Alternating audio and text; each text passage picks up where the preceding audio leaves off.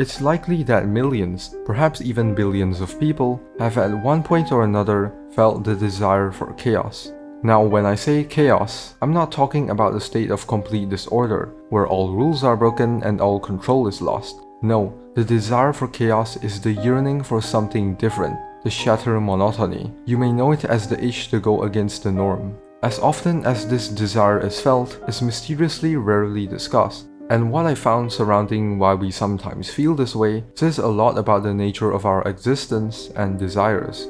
I think the most common way the desire for chaos manifests in our lives is the desire to troll or play pranks. Remember the good old days when we used to play video games together with our friends? In my case, it's Minecraft. Normally, I would build houses and explore the near infinite world of Minecraft together with my friends. But sometimes, I would feel that itch in me, that desire for chaos, and I would just blow up my friends' houses with TNT. Even though I knew my friends would probably hate me for it, it was just too funny to not do it. I just couldn't scratch that itch for chaos. And I'm sure you've had a very similar experience before. But here's the funny part. When my friends would do the same thing to me, I got annoyed. This creates an interesting contradiction. When I desire chaos and troll others, I feel gratification. When others desire chaos and troll me, I feel annoyance. As such, the desire for chaos is not one-dimensional, it's subjective. And I think the main characteristic that determines whether or not one would enjoy chaos is benefits. But to understand how benefits are linked inextricably with the desire for chaos, we must first look at human nature as a whole.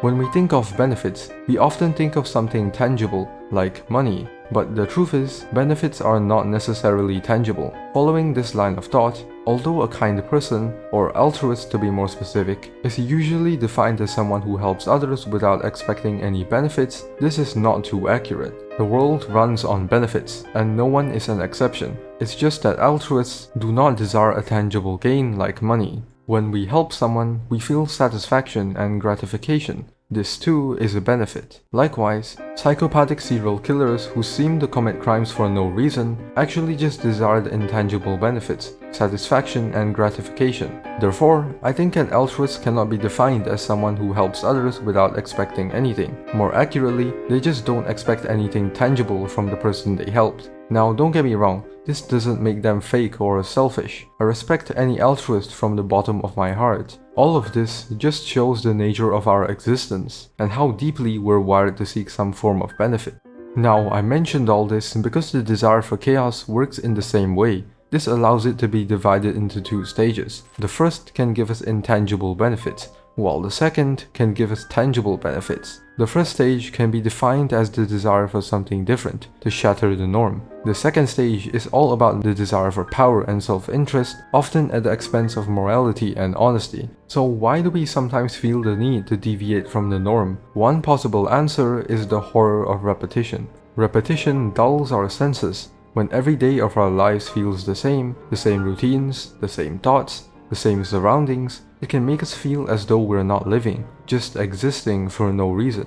And I think this thought is very horrifying, because I just don't feel alive. It feels as if I'm slowly fading away into non-existence. And I think the perfect embodiment of the horror of repetition is the school system.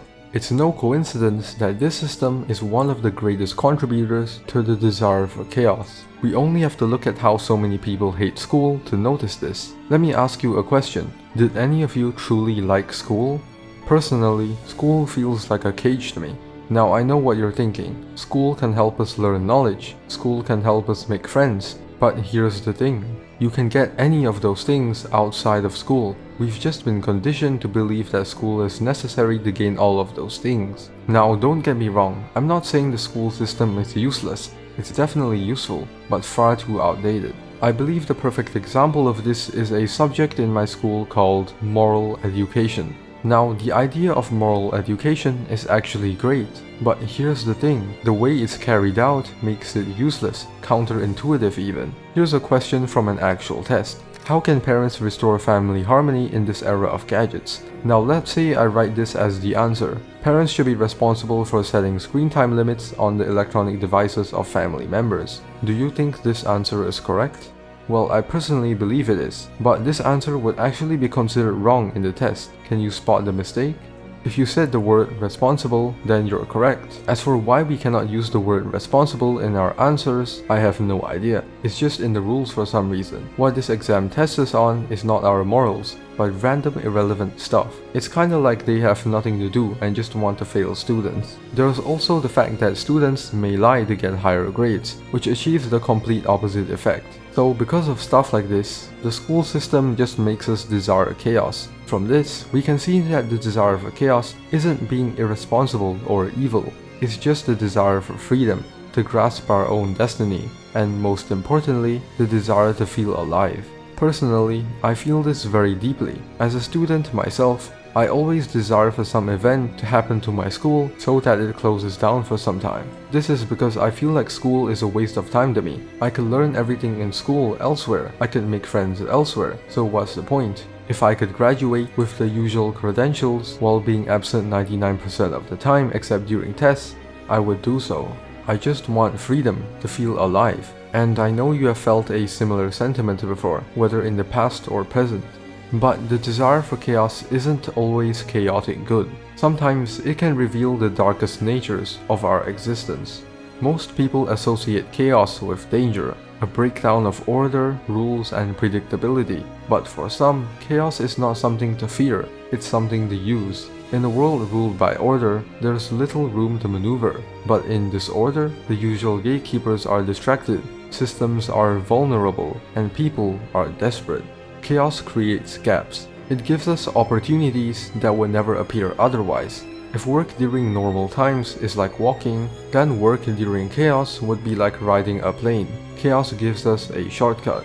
And the second stage of the desire for chaos is all about taking advantage during a chaotic moment. I think an interesting example is nobility during the medieval ages. During normal times, basically no commoner can become a noble. But during times of war, a commoner has the chance to contribute, thus obtaining a title of nobility. This is why the elite of a kingdom are often decided at its founding, and rarely changed after. Now, I know you may think all this about medieval nobles has nothing to do with you, but that's not true. A perfect example in our lives is romantic relationships. When our crushes are already taken, we may feel envy, and a desire for the couple to break up to give us an opportunity. However, even if you didn't feel this way originally, what if they broke up naturally and you found out afterwards? Would you not take advantage of this chaos and get together with the person you like? We may even think of ourselves as knights in shining armor, helping someone during their darkest times.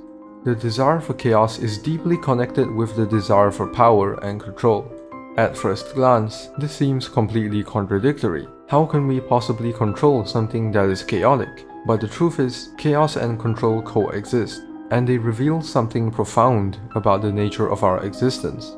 In the end, the desire for chaos isn't madness. It's the most human thing of all, the need to break free, seize control, and feel alive. If you enjoyed this video, drop a like and subscribe. Also feel free to comment and share your ideas. Thank you and see you in the next video.